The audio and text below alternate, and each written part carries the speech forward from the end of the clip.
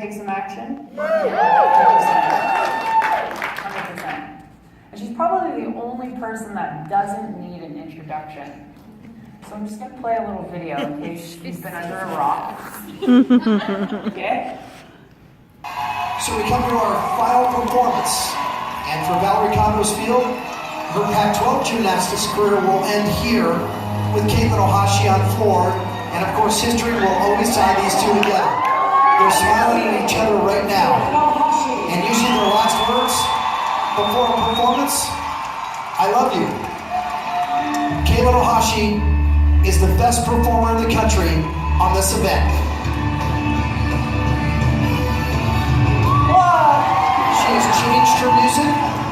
All-female artists featuring Tina Turner and Proud Mary. Well, if you ask her what floor is all about, she says, joy. I want everybody to feel pure joy, and that's exactly what you feel when you watch her perform.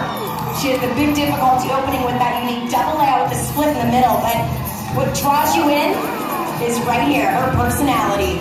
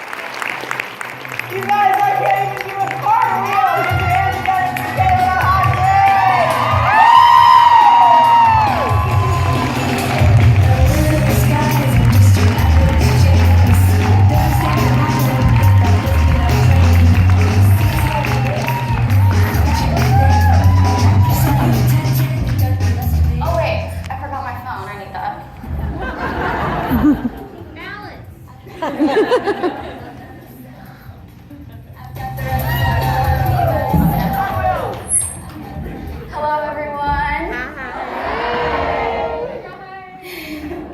So this, I don't know, is probably not going to be as structured as everyone else is, but it's going to be a mixture of my story and some poetry in there that I've written. And yeah, so we just saw the video, right? And my goal was to bring everyone joy, because my whole career, or a third of it, was not joyful. And I believe that everything you do, you should absolutely love. And sometimes it's not always going to be fun, and I understand that. Like, anything you love is worth fighting for and pushing through all the hardships and everything like that. But I was miserable from the time that I was 12 to probably until I came to college. So my journey started in gymnastics when I was 3 years old. I moved from Seattle, Washington to Missouri when I was 9, and that meant leaving half of my family behind. So only my mom and one of my brothers came to pursue this dream with me. Parents are married still the whole time, but they live separately. And so this was a lot that fell back on me, because I felt like I was kind of separating my family. It was a lot of pressure, and so quitting was never an option. And by the time I was 12 years old, I was on the national team. And this is when we made our second move to Texas this time. And I was coached under a Russian coach, and he was the typical hard, mean, brutal, kind of abusive coach that we've seen a lot in the media with gymnastics in the past couple years. But I hope this has kind of changed the narrative of the sport and has brought light to it again. But anyways, so by the time I was 16 years old, I had just won the biggest competition of my career It was the most prestigious international competition, 2013 American Cup. I was one of the last gymnasts to beat Simone Biles at that meet, and when I got done, I was just crying. I came home, my mom's like, "Aren't you happy you just won?" I wasn't. My spine was protruding out, or like one of my vertebrae from my back. I couldn't touch it without crying. And my shoulders had been in pain for a couple years now. So I finally went to the doctor, which I wasn't supposed to do, and was told that I would probably never do gymnastics again. They wanted me to get surgery, they wanted to put a rod and screws into my back, and I got opinion after opinion, but when I was first told that I would never do gymnastics again, you would think I'd be like upset, sad, but I was happy. It was like a weight had been lifted off my shoulders. I would never have to go into the gym, be judged by the way I look, be judged by judges subjectively, and never verbally abused by my coach again. So, with that being said, I also realized that gymnastics was the only thing I knew. And now that was ripped from me. I had to live with myself, and at that point all I knew was I didn't like myself. I was told that all I would do in life is flip burgers, because if I couldn't succeed in gymnastics, then the chances of me succeeding in anything else were slim. And I was told that I looked like I swallowed an elephant. I looked like a pig. I was told that I looked like a bird that was too big to fly. So here I am, 80 pounds, 16 years old, being told all these things. When I got injured, you go from 36 hours of training a week to absolutely nothing. And I gained 20 pounds in a month. I started my period for the first time, which was terrifying. And I couldn't even tell my mom because of what she might say. So I tried hiding that, which probably lasted like a day before she found out. Anyways, so I guess that kind of started my writing, because I figured it saved me a lot. I didn't understand my emotions, so I would write down things. And that's where I'll start with my first poem about weight. It's called Self-Hatred Goodbyes. The taunting that never ends when you go in for a bite. That one thing that tastes so good but doesn't feel so right. So that one bite goes untaken. That food is to be forsaken. Feeling so weak, my bones are breaking. But if I bite, I'll be mistaken. And in the morning, I'll reawaken, hating myself all over again when I look in the mirror. But today, that image has never been clear. I've been consumed with the thought that being bigger is synonymous to less than, that only those with the perfect bodies have the right to stand. But here today, I stand, with a love that penetrates deeper than any wedding band, because I am my own size, and no words or judgmental stares will make me compromise. For the bittersweet satisfaction that lays within my eyes and my thighs, I finally got my cake and ate it too, for my old self cries. And today, my self-hatred says its goodbyes.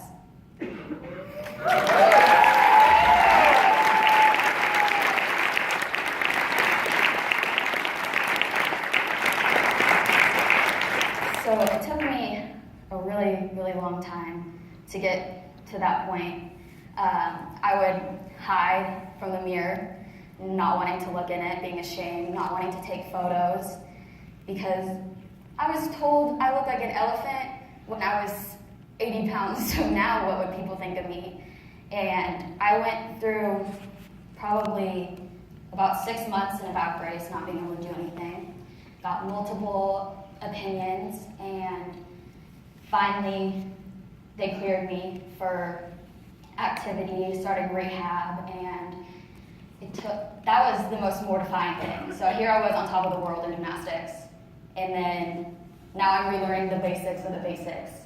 I've gained weight, so now everything's harder. I haven't done anything, so everything's awful, and it was just embarrassing.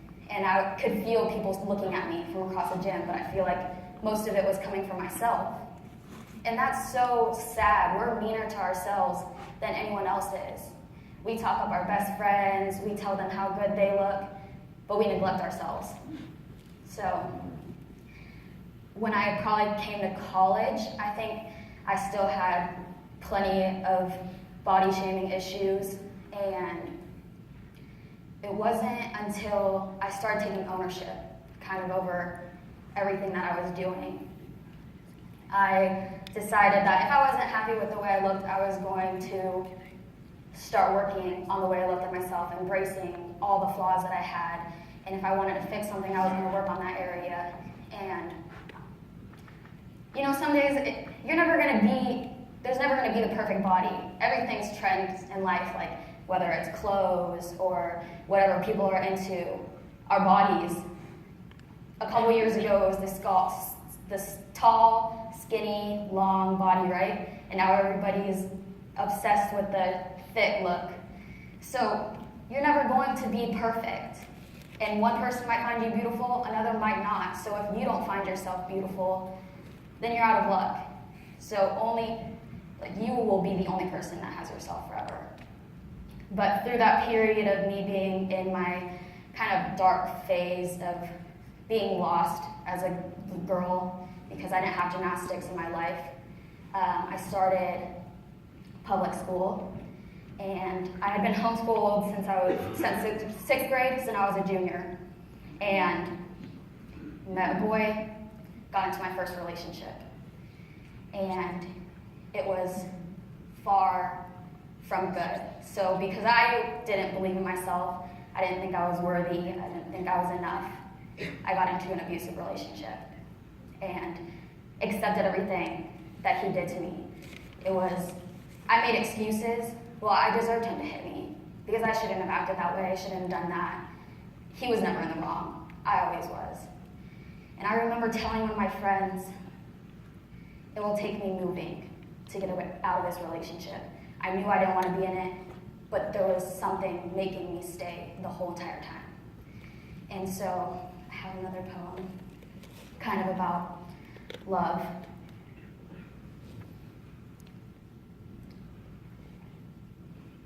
I would be selfish to not thank you for teaching me how to love myself. Growing up from that little girl that didn't know that that wasn't love, I learned what not to do from peer example in the feeling of pain, losing myself and compromising for your own personal gain. I learned to embrace the things that you overlooked or saw as a flaw. I learned to paint my story brighter than you would ever draw. I learned to hold myself up with the countless falls you just happened to witness. I guess that's what prepared me for my own physical fitness. But most importantly, you taught me how to love deeply onto someone who didn't deserve it, making me realize how easy it was to love myself, someone that did deserve it.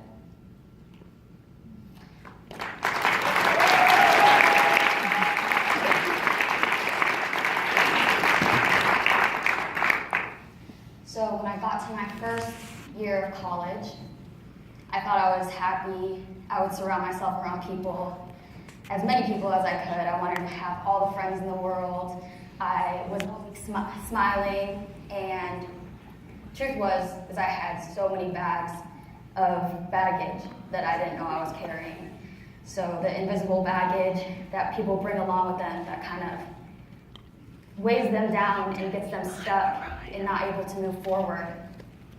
And I remember I went through to therapy back in high school, but I wasn't ready to accept anything. And finally, in college, we had our team therapist in the room, and he was like, what's everyone's anchor? What's holding them back? And I remember looking at him and I said, I just don't want to be great again. You don't want to be great again? My coach is like, that's a slap in the face.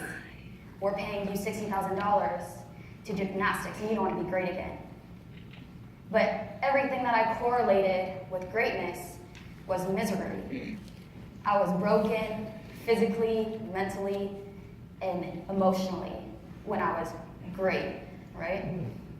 So started to go see a therapist and finally accepted all these things that I had. And as people and athletes, we learn that to adjust to everything thrown in our way, thinking that we're the people that are in the wrong. So we learn to maneuver and accept everything when we're worthy.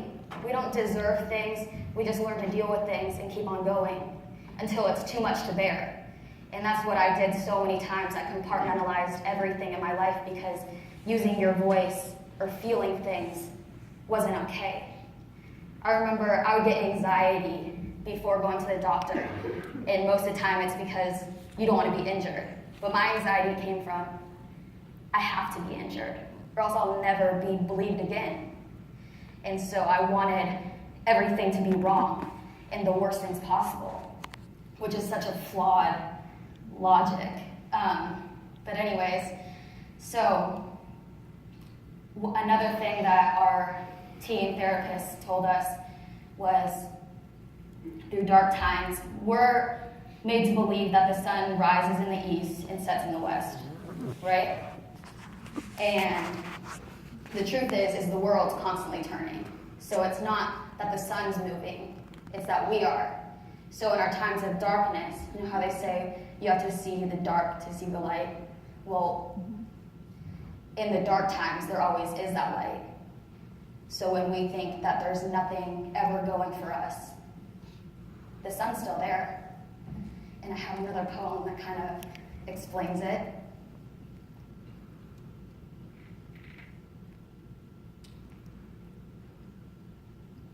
When the sun don't shine. The sun didn't come out today. The dark night continued to stay. And there I lay, stuck in the pitch black, pretending it's because of the light I lack. And then I attack my thoughts, dead in their track. The sun's still out there shining somewhere in the world. My world isn't the world, truth be told. I cannot fold when its strength seems to be hiding, because like the sun, it's somewhere out there shining.